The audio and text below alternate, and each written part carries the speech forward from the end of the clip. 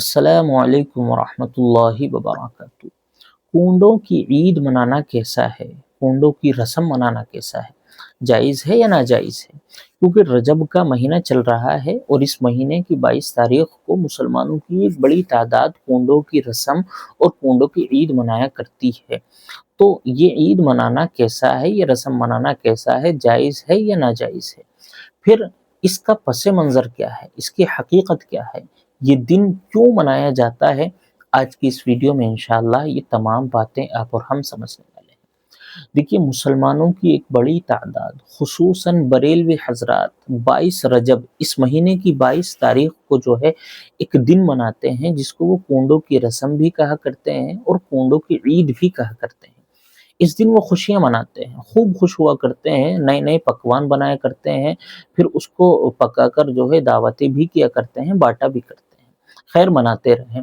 تو اس کا پس منظر کیا ہے؟ اگر آپ ان سے معلوم کریں، اس کی حقیقت کو معلوم کریں، ان واقعات کو معلوم کریں کہ آپ نے یہ دن کیوں منانا شروع کیا، تو وہ حضرات آپ کو بتلائیں گے کہ 22 رجب کو بڑے امام حضرت امام جعفر صادق علیہ الرحمہ اس دن پیدا ہوئے۔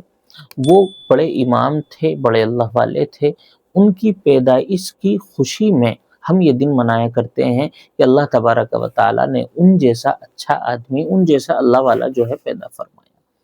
تو حضرت امام جعفر صادق علیہ الرحمہ کی پیدائش کی خوشی میں یہ حضرات جو ہے یہ دن منایا کرتے ہیں۔ لیکن اگر آپ حقیقت کو کھنگال کر دیکھیں، تاریخ کو پڑھ کر دیکھیں، تو آپ کو معلوم ہوگا کہ حضرت امام جعفر صادق علیہ الرحمہ 22 رجب کو پیدا ہی نہیں ہوئے ہیں۔ ان کی پیدائش کی تاریخ میں اختلاف ہے، اور زیادہ تر حضرات نے یہ کہا ہے کہ وہ 8 رمضان المبارک کو سن 80 یا سن 83 ہجری میں پیدا ہوئے۔ ان کی حقیقت یہ ہے۔ تو ان کی پیدائش کی اصل تاریخ تو یہ ہے، تو پھر یہ دن کیوں منایا جاتا ہے؟ تو یاد رکھیں، آپ اگر خوب پڑھ کر دیکھیں گے تو معلوم ہوگا کہ 22 رجب کو حضرت امیر معاویہ رضی اللہ تعالی عنہ کی شہادت ہوئی۔ وہ اس دنیا سے رخصت ہوئے، ان کی وفات ہوئی۔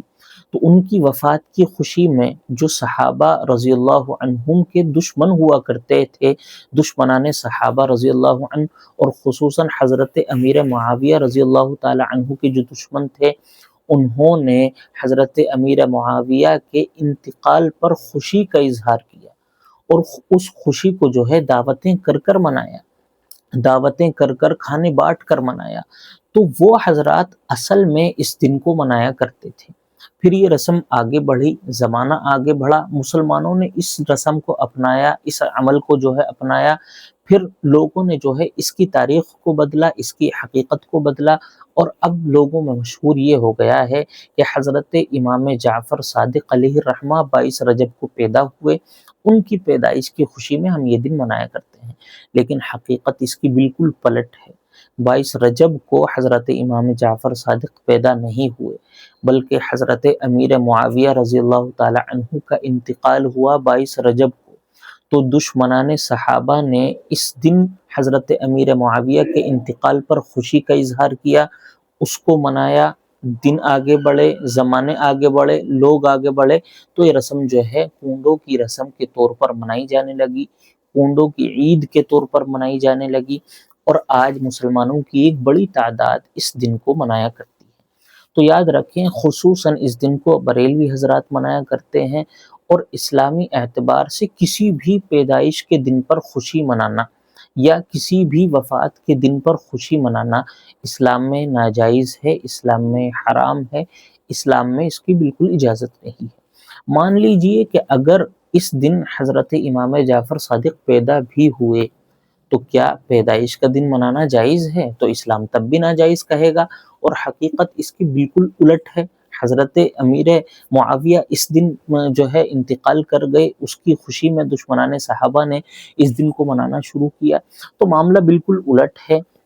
کسی کی بھی پیدائش کے دن پر خوشی منانا یا کسی کے بھی انتقال کے دن پر جو ہے خوشی منانا یہ ناجائز ہے، اور معاملہ یہاں بالکل الٹا ہوا ہے۔ اس لیے یہ رسم، یہ عید منانا ناجائز ہے۔ اسلامی اعتبار سے یہ ایک بہت بڑی بدعت ہے، بہت بڑا گناہ ہے۔ اس لیے اپنے آپ کو اس رسم سے بچائیں، اور جو حضرات یہ رسم منایا کرتے ہیں ان حضرات تک بھی اطلاعات پہنچائی جائیں۔ السلام علیکم ورحمۃ اللہ وبرکاتہ۔